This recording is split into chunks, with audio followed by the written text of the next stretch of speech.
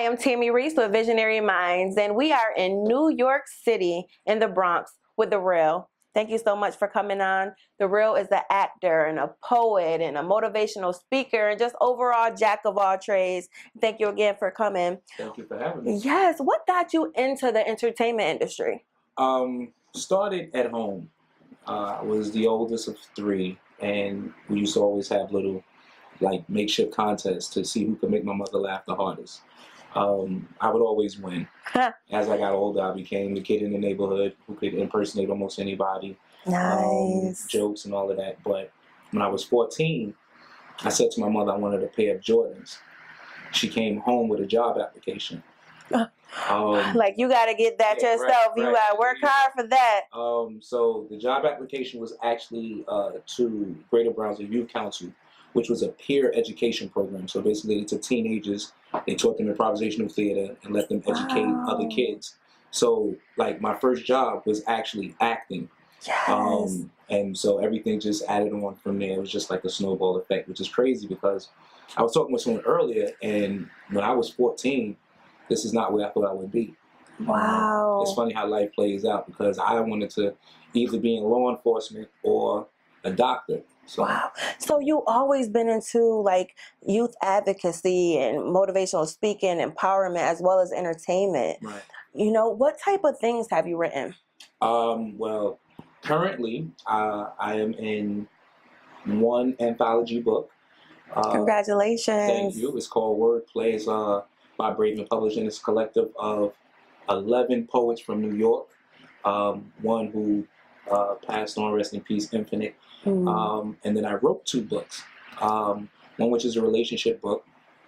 That everyone can relate to, I'm sure. Well, it's not taken from the same angle because I read Steve Harvey's book, and no disrespect to Steve Harvey, but the book just nobody I know could relate to it. So I wrote something basically that people could relate to. Nice. And I just finished my poetry book, The Real Me. So yeah, that's. How can people find those works? Everything is on my website, IamTheReal.com. Awesome. IamTheReal.com. Definitely check it out. So how did you get involved into King of the Paper Chase? I know you're one of the co-stars. I absolutely love the film. It's definitely an urban classic. Thank you. How did you get involved in that? Through Backpage.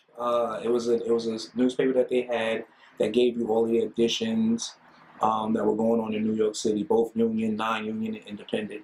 I read it, and I first almost shied away from it because about a year before, I was on the cast of a film called Playing the Game, which was Alicia Keys' management, but it was before she became Alicia Keys. So once she got signed, they pretty much junked it. And my thing was I was going to stay away from urban type films. But then when I read this and I just read the script, I was like, okay, went down for the audition. And I think what got it for me was the question. It had nothing to do with the project. The director, he asked me, was I a Dallas Cowboy fan? So were you? No, but I said, for this, I would be. Right, all the way, right? So that was pretty much the lot for that. It was a great experience to do the movie. 26 days filming. And it also helped me to see how people can lose touch with reality. And just I'm gonna risk it all and go to Hollywood because the treatment that you get, as one of the main characters, when we stepped on stage, when we stepped on set, we didn't do anything else. We didn't dress ourselves, all of the special attention and all of this shit, and then you get paid. So right, for doing what you love. Paid, right, it's like, you know what? Yeah, I'm gonna risk it all, but luckily, my foundation and everything keeps me grounded. Plus, I had a job, so when the filming was over, it was like, yeah, that's cute, but your paperwork is still waiting for you. So. I know you were saying you didn't really think that you'll be doing this, performing arts, but you are blessed to do so.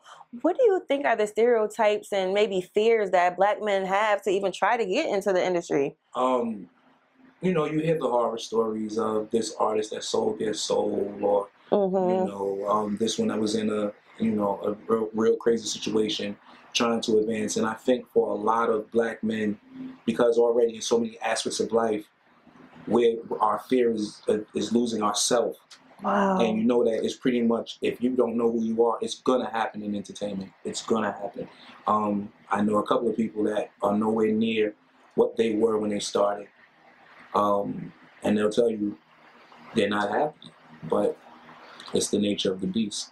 Absolutely, and everyone has different experiences in the entertainment industry. You have to learn and take those steps for yourself. Besides books and acting, what type of things you got coming up? Well, I also do spoken word poetry. I have a poetry slam at the New York Cafe tomorrow. It's called The Feature. It's a poetry slam. So we have 6 poets competing, 3 rounds. The first place is $300 in a feature slot. So Nice. right. So for a poet, a feature is a paid gig. Because a lot of times you'll see poets, they perform and they do these great performances, but they're not getting paid unless they're the feature, because the feature is like you're the end all, the be all. So the way we do it is that first place is $300 and a feature. But because we're more about giving opportunity, And that's what it's about. we also do the runner-up also comes back as a feature. Nice. Yeah, we picked New York Poets Cafe because it's the history of it. Like, if you're a poet in New York, you have to go to New York Poets Cafe. You have Wow. to. It's been around for over 35 years. Anybody you can think of poetry has went through there. So That's amazing. Poetry is so powerful. Just words in general, to write, to speak those words, and or have someone speak your own words that you wrote. It's just so deep and so powerful, and can change yourself, someone else, can change your city, the country, and the world. What other things do you got coming up or working on or looking to do? I recently was cast in a web series called Rap Star. Congratulations on that as well. Thank you. I play, of course, the neighborhood hood guy.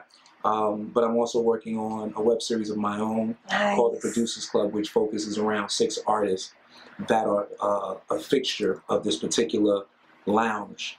And it just shows like the behind stories of their lives. We're working on that, and that should be out spring of next year. Yes, yes.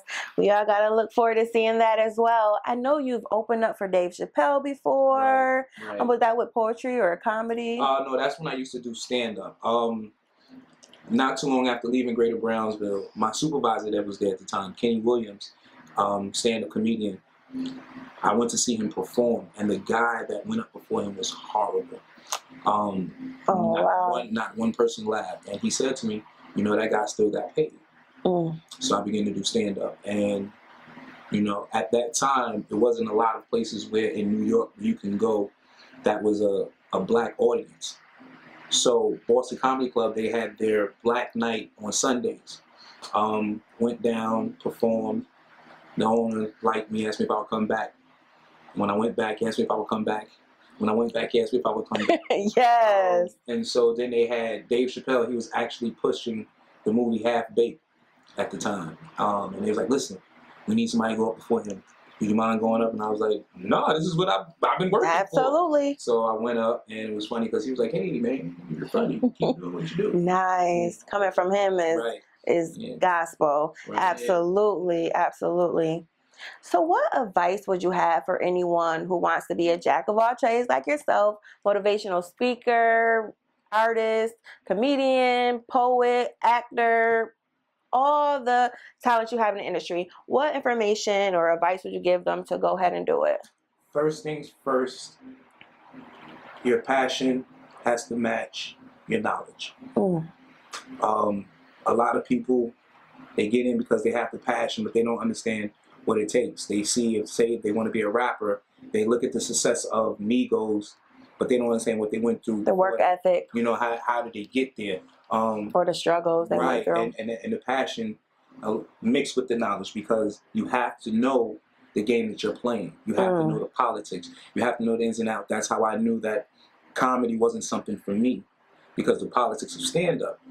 So I said, you know what? Let me step back. I started hosting. Because with hosting, I could still be funny without the politics. Right. You know, so you have to know yourself. You have to understand your passion, and you have to know your craft. A lot of people get in and don't know their craft. I was listening to some rapper who didn't even know who Biggie was, and wow, how do you not know who that man is? But in the hip hop industry, you know, and that's something that you could argue with. And people are like, oh, they weren't born at that time, but still, he's a legend. Right. And how do you say you're a rapper and you don't know your one of the greats? Right. The ones who came before you. Gotta know your craft and the business, passion and knowledge. That is great advice. Thank you so much. The Real, everyone. Yes, Thank you so much for coming on Visionary Minds. Stay tuned. We'll be right back. A long time. Streets ain't getting no easier. See, but that's what the fuck I'm talking about, because that's where we need to be. I mean, what the fuck is this Carter rapper shit any fucking way? Everybody in New York want to be a fucking rapper. Yo, you not fooling nobody, nigga. You a criminal just like the rest of us. Man, fuck this BET shit. Let's do what we do best. Let's get that motherfucking work, hit the block, and get that motherfucking money, man.